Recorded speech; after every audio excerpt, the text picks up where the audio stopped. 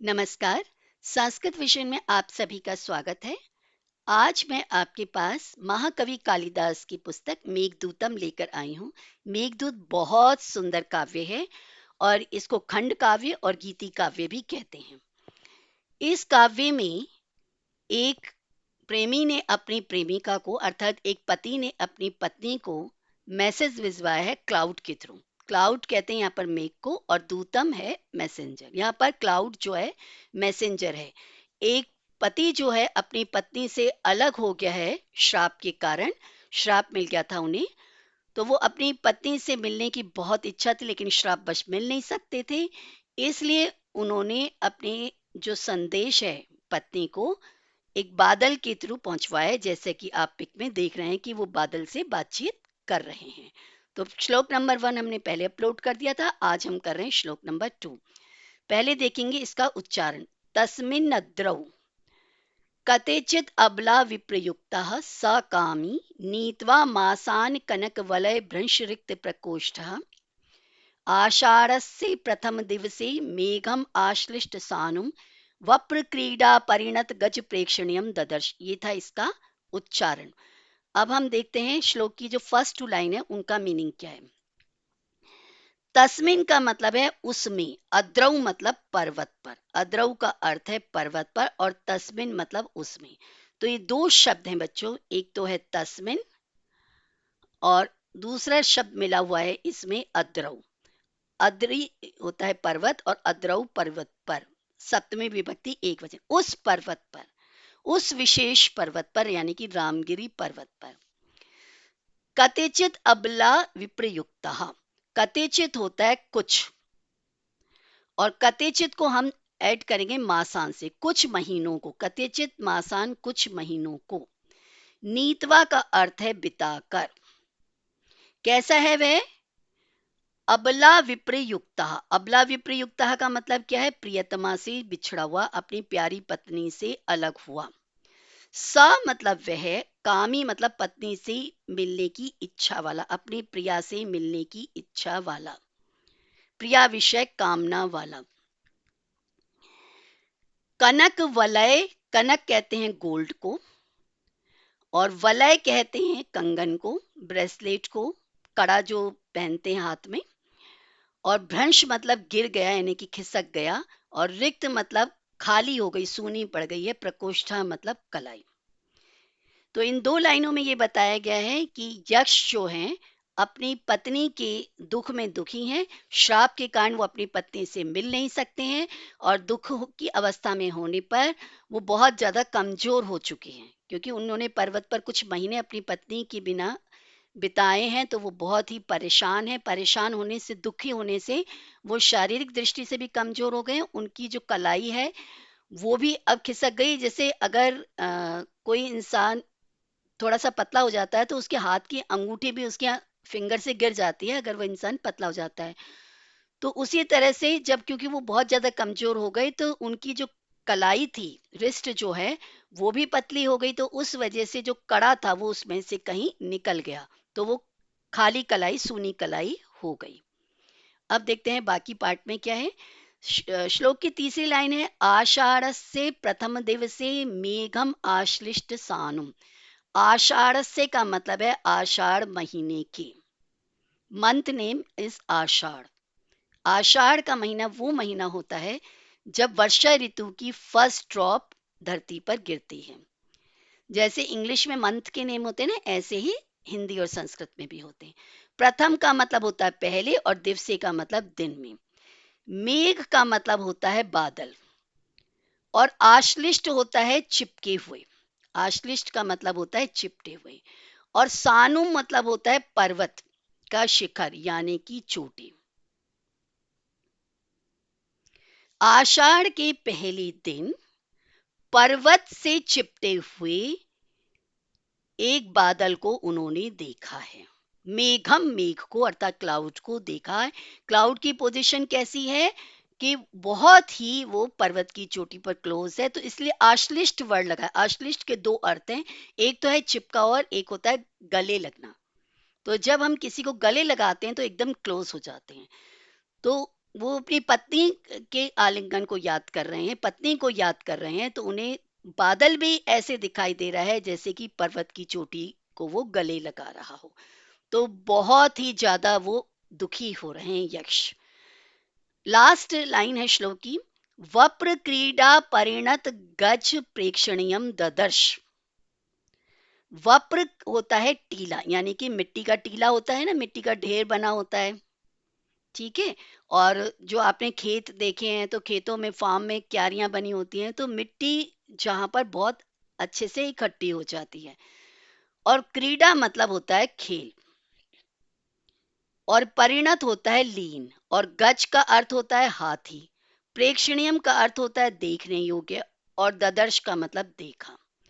यक्ष ने एक ऐसे बादल को देखा, एक ऐसे क्लाउड को देखा जो पर्वत की चोटी पर, उसकी पोजीशन ऐसे हो रही है जैसे कि पर्वत की चोटी को गले लगा रहा है। तो उसका गले लगते हैं तो थोड़ा सा बेंट होते हैं ना, झुकते हैं।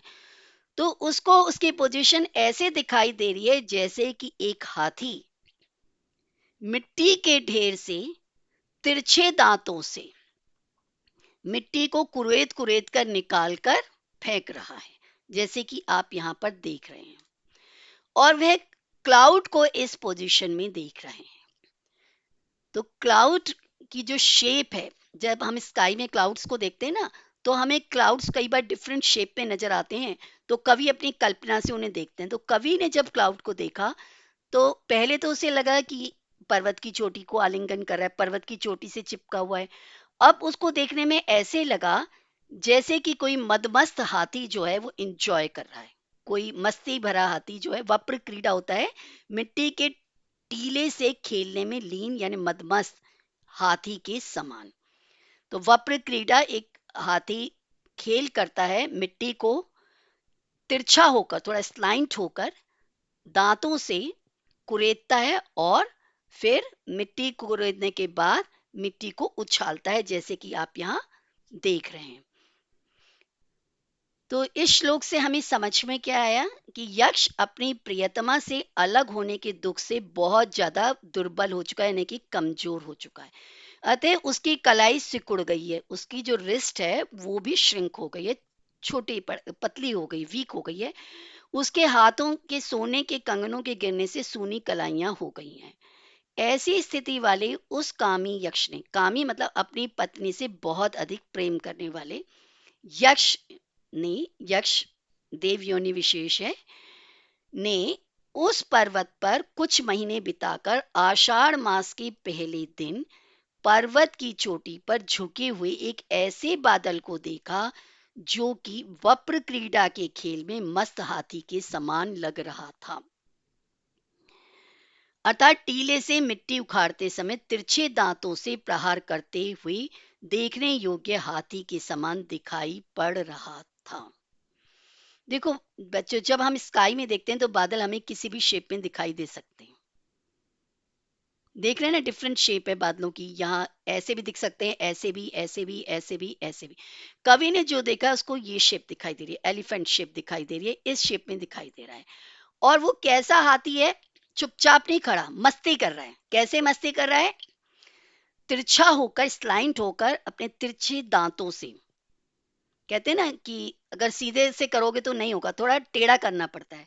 कहते हैं ना, टेढ़ी उंगली से ही घी निकलता है। तो मस्ती में होकर तिरछे दांतों से मिट्टी को कुरेदता है और मिट्टी को उछाल रहा है। तो ऐसा करता हुआ उसे एक हाथी की तरह क्लाउड दिखाई दिया। तो उससे लगा ना कि कितना एंजॉय कर रहा है और मैं कितना दुखी हूं। तो इस श्लोक में हमने क्या समझा, देखते हैं।